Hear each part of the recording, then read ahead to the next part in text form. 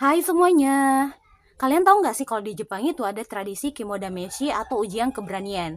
Ya meskipun ujian keberanian nih teman-teman, tapi ini bukan bungee jumping atau skydiving atau meloncat dari gedung yang satu ke gedung yang lain.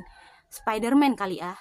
Nah ternyata tradisi Kimodameshi ini adalah mengunjungi tempat-tempat yang terbengkalai, angker, berhantu, dan sudah jarang ditempati oleh orang lain nih teman-teman. Biasanya tradisi Kimodameshi ini tuh dilakukan oleh anak-anak remaja di Jepang sana dan mereka melakukan hal tersebut saat musim panas. Tujuannya adalah mereka ingin menunjukkan kepada diri mereka dan juga teman-teman mereka kalau mereka ini berani. Selain itu biar ada efek-efek dingin dalam tubuh mereka untuk meredakan suhu panas karena musim panas. Karena kan kalau orang ketakutan pasti dingin kan teman-teman? Namun sayangnya terdapat tragedi yang terjadi pada tradisi Kimodameshi yang terjadi pada tanggal 5 Mei tahun 1996. Sebenarnya apa yang terjadi? Mungkin dari kalian ada yang tahu tentang tragedi yang terjadi pada tanggal tersebut, namun kalau kalian tidak tahu, jangan sok tahu. Nih aku kasih tahu. Yuk kita masuk ke ceritanya. Ada dua anak sekolah yang berumur 19 tahun nih teman-teman, bernama Megumi dan Narumi. Mereka tinggal di Himi Prefektur Toyama. Nah, rencananya mereka berdua ini bersama dengan teman-temannya ingin melakukan tradisi Kimodameshi di Hotel Subono. Jarak antara hotel tersebut dengan tempat tinggal mereka itu kurang lebih 57 km, teman-teman. Dulunya nih teman-teman, Hotel Subono ini dijadikan tempat kesejahteraan dan juga relaksasi. Namun sejak tahun 1982, pemilik hotel tersebut mengalami kebangkrutan, sehingga tidak ada lagi orang yang bisa memperbaharui, membeli dan juga merobohkannya. Karena hal tersebut memerlukan biaya sekitar 25 juta yen, sehingga oleh pemerintah hotel tersebut dibiarkan terbengkalai saja. Sudah ada beberapa anak remaja yang melakukan tradisi Kimodameshi di hotel tersebut. Selain itu, Hotel Subono ini menjadi tempat nongkrong anak geng motor yang bernama Boso Soku.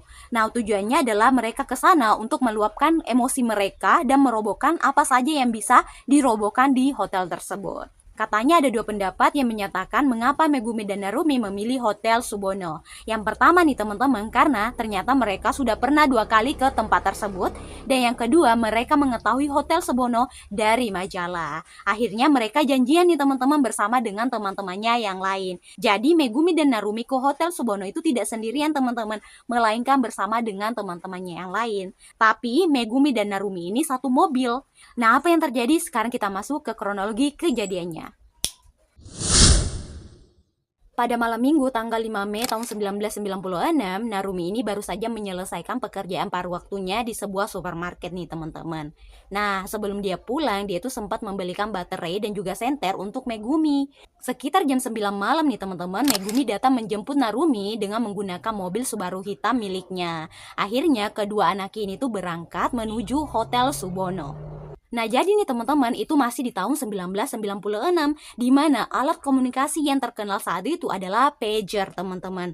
Akhirnya dengan menggunakan pager nih teman-teman, kedua anak ini mengirimkan pesan kepada kedua keluarga mereka kalau mereka akan melakukan perjalanan ke Osu untuk melakukan Kimodameshi. Akhirnya berangkatlah mereka berdua. Nah, sekitar jam setengah 10 nih teman-teman, kedua anak ini tuh singgah di sebuah taman yang bernama Kayomaru di Imizu. Di sana mereka ini mengobrol dengan teman-teman mereka yang lain untuk merencanakan apa saja yang akan mereka lakukan di Hotel Subono. Setelah itu sekitar jam 10 malam nih teman-teman, Megumi dan Narumi singgah di pompa bensin untuk mengisi bahan bakar mobil mereka. Selanjutnya mereka pun melanjutkan perjalanan mereka sampai ke Hotel Subono. Akhirnya pada jam 11 malam nih teman-teman, salah satu teman dari Megumi dan Narumi ini mendapatkan pesan melalui pager kalau mereka berdua, yaitu Megumi dan Narumi, sudah tiba di Hotel Subono. Dan itu merupakan pesan terakhir Megumi dan Narumi. Megumi dan Narumi teman-teman hilang bak di telan bumi setelah pesan tersebut. Hingga pada tanggal 7 Mei tahun 1996, kedua keluarga mereka melaporkan kehilangan mereka tersebut ke kantor polisi dan polisi pun mulai melakukan pencarian.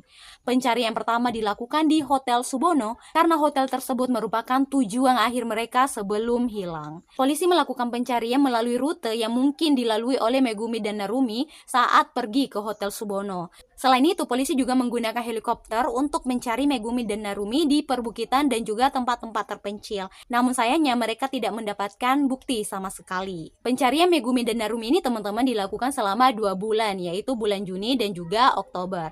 Namun sayangnya polisi tetap saja tidak mendapatkan petunjuk. Hingga muncullah beberapa teori nih teman-teman. Yang pertama adalah mungkin mereka ini sudah dihabisi nyawanya oleh geng motor yang selalu nongkrong di Hotel Subono ini teman-teman. Namun sayangnya tidak ada bukti yang mengarah ke hal tersebut. Dan teori yang kedua adalah mungkin Megumi dan Narumi ini atas kehendaknya sendiri memilih kabur dari rumahnya teman-teman. Sehingga teori yang kedua ini memuaskan polisi dan mereka pun menghentikan pencarian. Akhirnya kasus Megumi dan Narumi ini tuh tidak terselesaikan saat itu juga nih teman-teman. Sebenarnya nih teman-teman, ada beberapa hal yang ingin dilakukan polisi dalam melakukan pencarian Megumi dan Narumi.